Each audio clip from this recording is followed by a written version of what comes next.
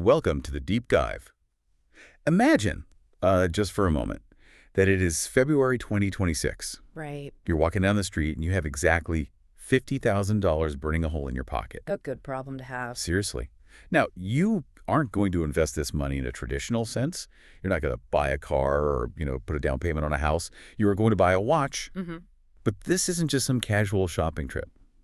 Today, we are exploring a fascinating dialogue known as the Chronicles of Ceratanium and Bronze. It's quite the read. It really is. It captures two high-end collectors, Alex and Sarah, locked in this fierce debate over how to allocate this exact level of investment. And it is a phenomenal lens through which to view modern collecting. I mean, when you drop 50 grand on a singular object, you move far, far beyond the mere utility of telling time. Right. So, okay, let's unpack this. Because what we are actually witnessing in their exchange is a massive philosophical clash. Yeah. It's the ultimate luxury dilemma framed as a battle between the future versus the past. Alex is firmly planted in the camp of the future, while Sarah is fiercely defending the romance of the past. It really makes you wonder how two people looking at the exact same hobby can have such diametrically opposed worldviews. That underlying tension is precisely why this debate is so compelling.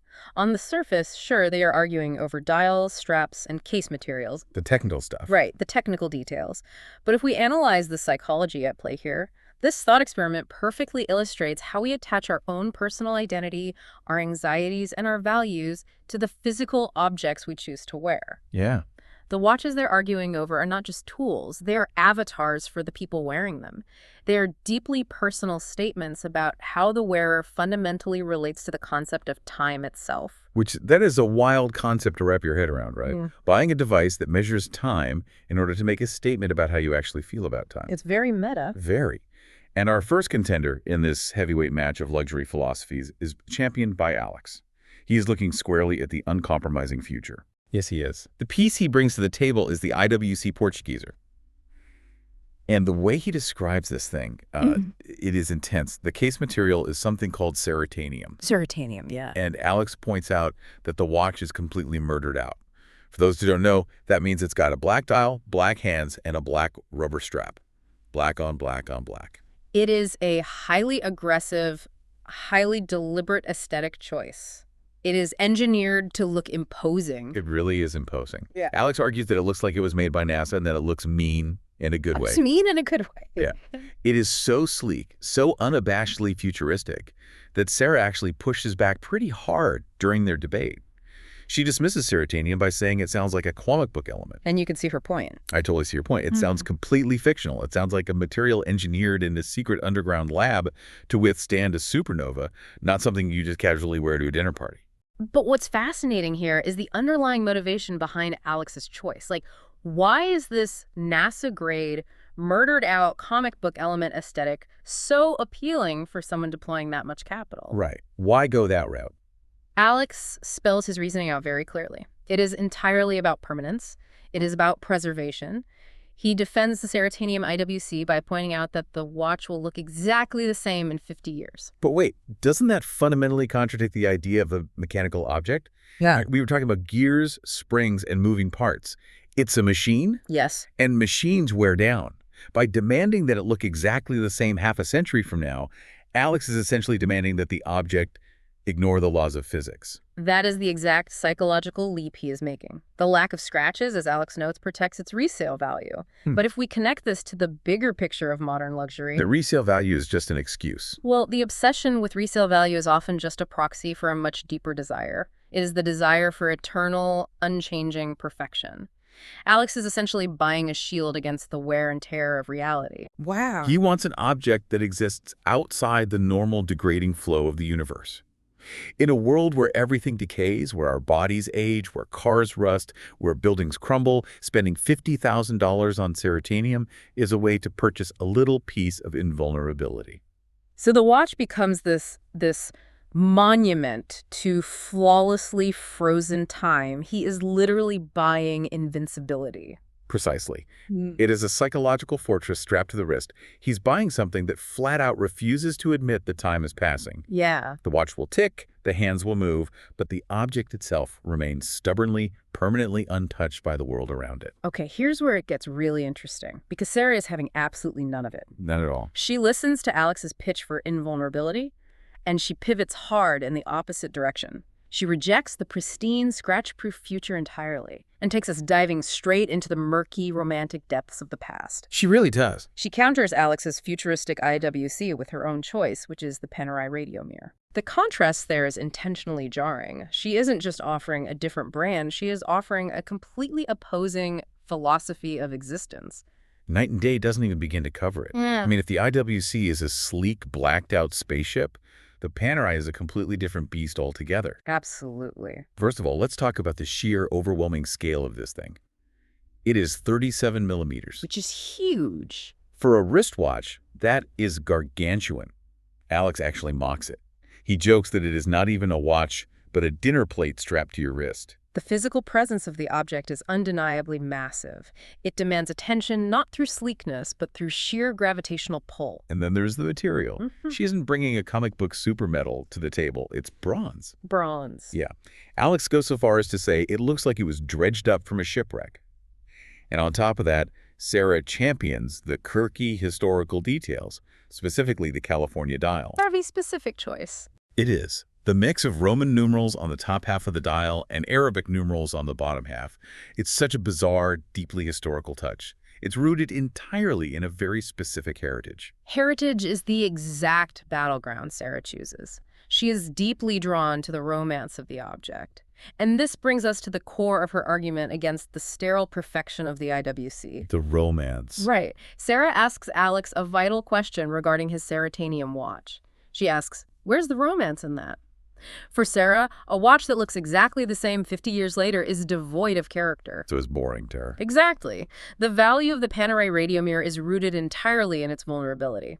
Unlike the Ceratanium, the bronze of the Panerai is explicitly designed to oxidize. It literally changes color the more you wear it. Wait, so she is advocating for spending the equivalent of a luxury car on an object that is actively, intentionally degrading from the moment you take it out of the box. That is the beautiful paradox of her argument. While Alex's IWC aggressively fights time, Sarah's Panerai warmly embraces it. That's fascinating. The value proposition for her has absolutely nothing to do with keeping the object pristine to protect its financial resale value. The true value is found in the personalized patina. It is the deeply romantic idea of an object aging alongside its wearer. So every time you wear that bronze watch, the moisture in the air, the natural oils on your skin, the specific environments you pass through, like whether you were sailing in salt water or hiking in a humid forest, it all contributes to the oxidation process. Every single interaction. The shipwreck look that Alex mocks is actually the entire point. It is a physical record of a life lived. The patina is evidence of experience. Alex wants a watch that proves time hasn't touched him, and Sarah wants a watch that proves she has actually lived through it. Wow. By embracing the 47mm bronze case and the mismatched numerals of the California dial, she is rejecting the anxiety of preservation. She is saying that decay is not something to be feared or shielded against with space-age materials. Right. Decay, in the form of oxidation and patina, is what gives the object its soul. A dinner plate dredged from a shipwreck. It is messy, it's poetic, and it completely rejects the sterile perfection of the IWC. We are looking at two total opposite ends of the human spectrum here. We really are. You have the unyielding, impenetrable future on one side and the beautiful, vulnerable decay of the past on the other. It feels like a total deadlock. How do two collectors with such fundamentally opposing views on life, time, and value ever reach an agreement? Well, they reach an agreement by stepping entirely outside the parameters of their own debate. They abandon the binary of future versus past altogether. Which is such a brilliant twist in their dialogue. Just when you think they're going to argue in circles forever, they find common ground, and they find it in the realm of pure art. Yeah. They both agree on a third contender, which is the Moser streamliner. It acts as the great unifier in their discussion, largely because it refuses to play by the rules established by either the IWC or the Panerai. The physical description of this piece is just striking. It pairs an anthracite ceramic material with a red enamel dial. Anthracite ceramic and red enamel. A gorgeous combination. It sounds incredibly rich, deeply saturated, and according to Sarah, it is the sleeper hit of the month. But the most radical detail about this watch, so the thing that really stops you in your tracks when you consider the $50,000 price tag, is that Yeah. there is absolutely no logo on it. Zero. Zero. Nothing. As Sarah perfectly sums it up, no logo, just vibes. Just vibes. It sounds like a casual throwaway line, but it's actually a profound distillation of modern aesthetic theory. This raises an important question. How does an object with no brand name on the dial manage to unite two collectors who are just fiercely debating the merits of historical heritage versus futuristic invulnerability? Yeah, what does this all mean? Why would a luxury brand intentionally remove the one thing that tells the world who made the watch? Isn't the whole point of spending that much money on a luxury item to let people know you can afford it? For a large segment of the market, yes, absolutely. But what's fascinating here is that the H. Moser Streamliner completely transcends that traditional luxury mindset. By removing the logo, the brand is making an incredibly bold, almost arrogant statement. Arrogant how? They are forcing the wearer, and anyone who happens to look at the watch, to rely entirely on the aesthetic power of the materials themselves. The anthracite ceramic and the red enamel have to carry the entire weight of the object's value. I see. They are essentially saying our design, our ceramic, and our enamel work are so objectively superior, we don't even need to spell our name out for you to know this is a masterpiece. It is the ultimate flex. They aren't selling the romantic history of a shipwreck, and they aren't selling the clinical invincibility of a comic book element. They're selling pure, unadulterated, wearable art. Wearable art. Exactly. When you remove the logo from an item at this tier of investment, you strip away the immediate, easy social signaling that comes with brand recognition. It becomes the absolute pinnacle of quiet confidence, or what sociologists and collectors often refer to as stealth wealth. Stealth wealth. But doesn't that require a massive amount of confidence from the wearer? Like, if you wear a watch with a massive recognizable logo, the brand is doing the heavy lifting for you. Sure. The brand's reputation precedes you. But if you wear the Moser, you are entirely on your own. And that is exactly why Alex and Sarah both respect it. The wearer knows what it is. Perhaps a tiny handful of highly educated, obsessive collectors might spot it across the room and know what it is. But the general public. To 99% of the rest of the world, it is simply a beautiful, mysterious object. You aren't borrowing the brand's centuries of marketing to boost your own social standing. You are letting the deep red enamel and the dark anthracite ceramic speak for themselves, completely unmoored from corporate identity. It is just vibes in the purest sense imaginable. You are experiencing the object purely for its aesthetic geometry and its material properties, not for the name printed on the dial. And that is what is so incredible about dissecting this dialogue between Alex and Sarah. In just a brief exchange, they have charted out three completely distinct philosophical approaches to what makes something valuable in the modern world. It is a remarkable progression of human desire. We start with the defensive, anxious posture of Ceratanium, the need to build a fortress against the passage of time. Right. Then we move to the romantic vulnerability of bronze, the desire to let the world leave its mark on you and celebrate the evidence of survival. And finally, we arrive at the confident anonymity of ceramic and enamel.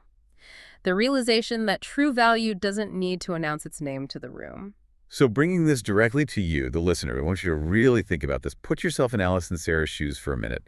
If you had that 50 grand burning a hole in your pocket right now, and you were forced to make a decision, which of these philosophies would you want to strap to your wrist? It's a tough choice. It is. Are you drawn to the uncompromising, unyielding future? Do you want that murdered-out, naphtha-grade Ceratanium? Are you looking for an object that promises to stay flawless, rejecting the physical decay of the world around it so you can preserve that pristine state indefinitely? Or do you find yourself siding with Sarah's passionate defense of the romantic past? Are you drawn to the sheer audacity of a 47mm bronze dinner plate with a historically quirky California dial? Yeah. Do you actively want an object that oxidizes, changes color, and proudly displays the physical, chemical evidence of aging alongside you? Do you want your objects to carry the scars of your experience? Or do you bypass that entire argument? Do you reject the binary of past and future and go straight for the sleeper hit, the anthracite ceramic and red enamel of the H. Moser Streamliner? Do you spend that massive amount of money on a watch with absolutely no logo, relying purely on the sheer artistic power of the object itself, embracing the absolute quiet confidence of just vibes? It is not a simple question to answer, because, as we've seen, it is never just about the money, the gears, or the materials. If we look at this debate holistically, it provides a very elegant, highly concentrated summary of human priorities. It really does. These three physical objects, forged from ceratanium, cast in bronze, and baked in anthracite ceramic, serve as perfect mirrors for what we value most deeply in our own lives. Mhm.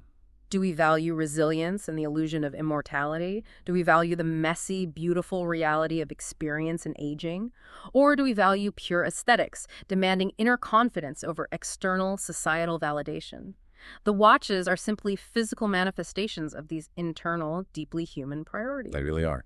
And it shows you how incredibly deep a seemingly straightforward conversation about luxury goods can go. You start off talking about dials, rubber scraps, and case sizes, and suddenly you are staring right into the core of human identity and our existential relationship with time. It escalates quickly. It has been an absolute blast unpacking this with you all today. But before we wrap up this deep dive, we want to leave you with one final lingering thought to mull over. Something to explore on your own that builds right on top of what we've been discussing here. We talked about how the ultimate expression of modern luxury, the great unifier for Alex and Sarah, was a watch with absolutely no logo. A watch that relies entirely on vibes and quiet confidence, stripping away the easy social signaling of a brand name. Right. Well, if removing the brand name is the pinnacle of stealth wealth today, how long will it be until true luxury is defined not by what an incredibly expensive object is made of, but by its complete and utter invisibility to anyone but the wearer? That's a profound thought. Think about that. Until next time, keep diving deep.